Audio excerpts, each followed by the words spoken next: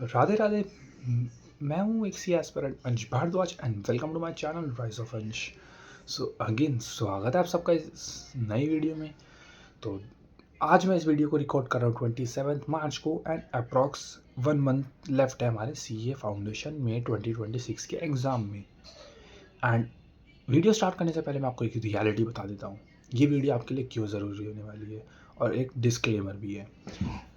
सबसे पहली बात, मैं ये चीज़ प्रमोट नहीं करता कि आप पूरे टाइम पढ़ाई मत करो और लास्ट के 1 मंथ पढ़ के आप क्लियर कर लो CA foundation. CA foundation is not a joke. सबसे पहले आप CA कर रहे हो, आप कोई नॉर्मल पढ़ाई नहीं कर रहे या कोई क्लास पास करने के लिए नहीं कर रहे। सुनने में लगता है, मैं आपको अपनी गलतियां पहले बता देता हूँ कि सबसे पहले सुनने में लगता है कि हम तो 90s में स्कोर करते हैं तो 40 लाना क्या, like it is a joke for us. Easily हम स्कोर कर सकते हैं और हम तो बहुत ज़्यादा अच्छे मार्क्स ला सकते हैं। सब लोग इसी माइंडसेट के साथ फाउंडेशन या CA को चूज़ करते हैं अगर उनके अच्छे नंबर आते हैं। बट फाउंडेशन, मैं ये नहीं बोलूँगा कि बहुत मुश्किल है या बहुत आसान है।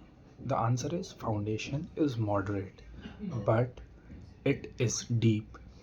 फाउंडेशन टाइम मांगता है, मतलब फाउंडेशन नहीं, CA की जर्नी में ही। और foundation is just a beginning, तो ये तो सबसे आसान लेवल है।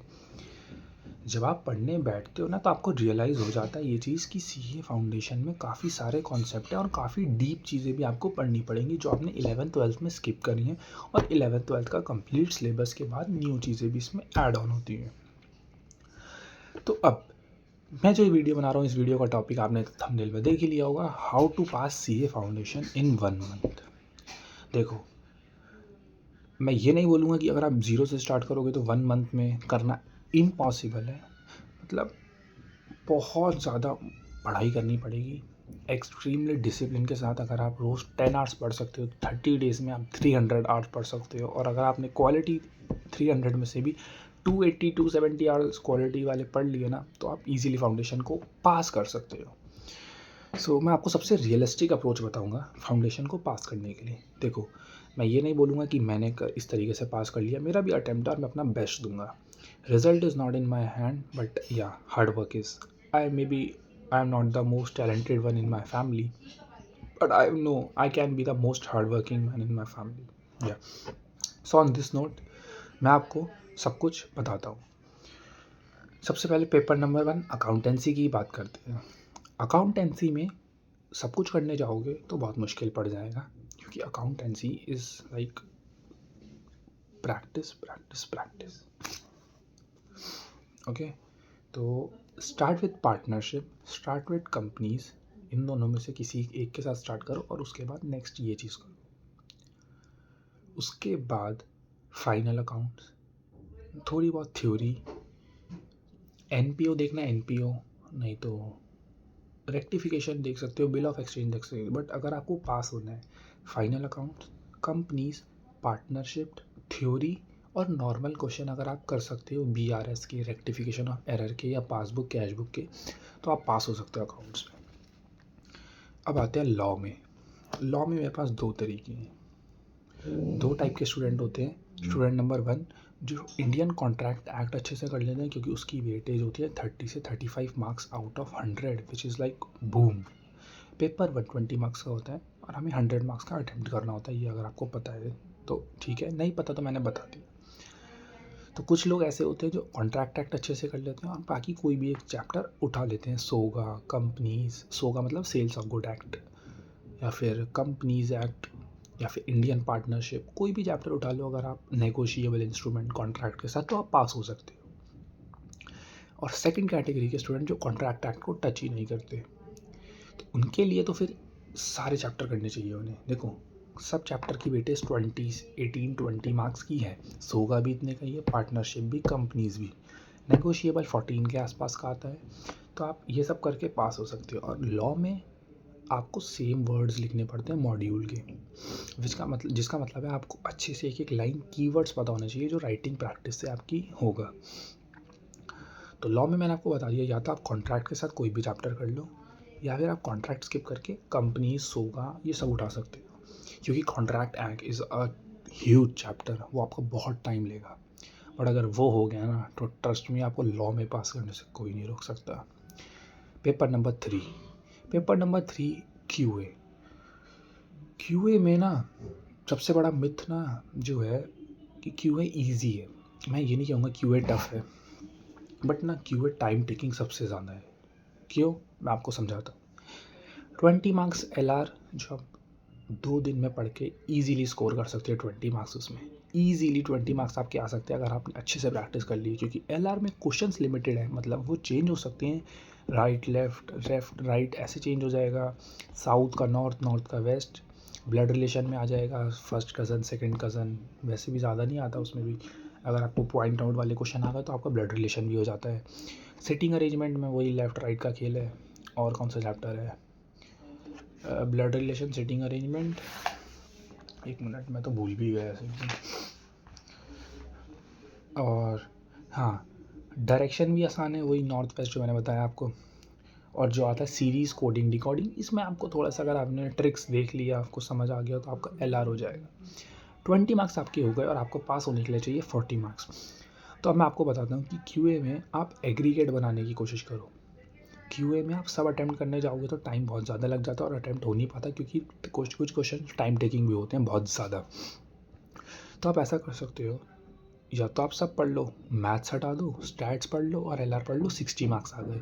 या कुछ लोगों को स्टैट्स मुश्किल लगती है, मैथ्स कंपेरेटिवली इजी लगती है, तो maths and LR again 60 marks. तो अगर आपने वो बेस्ट कर लिया तो वो सबसे बेस्ट हो जाएगा, मतलब 60 मार्क्स का। बट मैं कहूँगा आपको एटलीस्ट 70 to 75 अटैम्प्ट करके चलना, तब जाके आपकी प्रोबेबिलिटी बनेगी 50 मार्क्स स्कोर करने की, क्योंकि नेगेटिव मार्किंग भी होती है। और गलत तो अटैम्प्ट करना ही मत। अगर 50-50 हो तब सोचना, अगर आपको बिल्कुल नहीं आता तो बेटर यही रहेगा आपके लिए कि आप वो क्वेश्चन को स्किप कर दो। सो अगर आप 20 मार्क्स का एलआर उठाते हो, उसके बाद आप मैथमेटिक्स ऑफ फाइनेंस, जो चैप्टर इतना मुश्किल नहीं है बट मुश्किल है, फार्मूलाज अगर आपने फार्मूलाज लर्न कर लिए ना और कुछ चीज़ें सीख ली, कैलकुलेटर पे अगर आपको ट्रिक्स आ गई ना सॉल्व करनी, तो आप गोटेड बन जाओगे इसमें। अब ऐसे मैं आपको दिखाता हूँ, ये देखो मेरे सामने बुक खुली हुई है इसलिए मैं आपको शो कर रहा हूँ। जैसे एक ही क्वेश्चन है, ठीक है, अभी मैं MOF पढ़ ही रहा था, इसका आंसर है 75,000। तो देखो इसको आप डायरेक्ट कैलसी पे ही कर सकते हो, मैं आपको शो करता हूँ। ठीक है, हमें इसमें प्रिंसिपल इन्होंने नहीं दिया हुआ, हमें प्रिंसिपल फाइंड करना है, बाकी सब कुछ दे रखा है, एक्यूमुलेटेड अमाउंट एंड ये सब। तो देखो अब 1 + 0.02 = 1.02, सेमी एनुअली है और टाइम ईयर 1 है, तो पावर 2 × ये आ गया।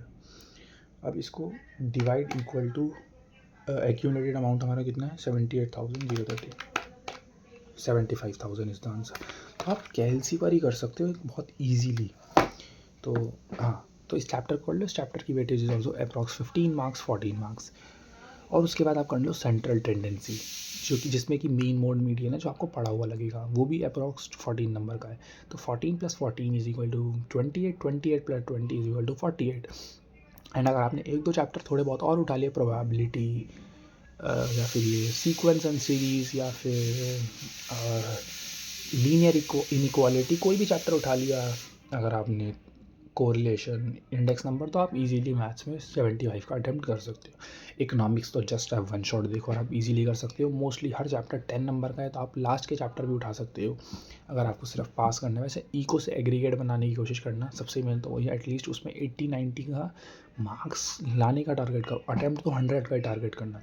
तो यही मेरा तरीका है।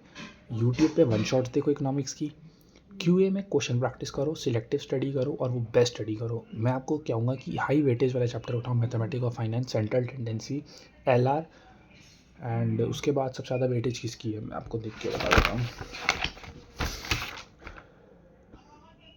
इसके बाद सारे चैप्टर ऑलमोस्ट 5 नंबर के हैं, आप सैम्पलिंग भी कर सकते हो। तो सैम्पलिंग 6 नंबर का है, ईजी चैप्टर है।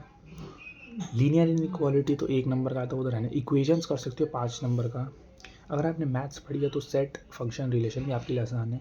को relation and regression time taking है बट आसान है, ऐसा कहते हैं। मैंने अभी वो चैप्टर नहीं पढ़ा है तो मैं आपको उसका रिव्यू आगे दे दूंगा। बाकी हाँ, अगर आप जो मैं कह रहा हूँ वो करो। 20 नंबर एलआर, 14 नंबर का सेंट्रल टेंडेंसी एंड 14 नंबर का मैथमेटिक्स ऑफ फाइनेंस, तो आपका ऑलमोस्ट हो गया 48 मार्क्स। और सैम्पलिंग उठा लिया तो आपने 54 मार्क्स, प्रोबेबिलिटी उठा लिया 59 मार्क्स और 5 नंबर का इक्वेशन 64 मार्क्स। 64 का आपने अटैम्प्ट किया तो आप अच्छे से पढ़ के तो आप 50 तो ला ही सकते हो। So that's it. बहुत बड़ी वीडियो हो चुकी है। अब हम नेक्स्ट वीडियो में मिलते हैं। लॉ में राइटिंग प्रैक्टिस कर लेना और कोई भी गलती मत करना। बाकी अपना बेस्ट पढ़ो, रिजल्ट जो भी हो हमें सिर्फ मेहनत करनी है और सब कुछ राधा रानी पे छोड़ देना है। Radha Rani will bless us with good marks. So yeah, that's all. Bye bye. Thanks for watching. Radhe Radhe. Jai Shri Krishna.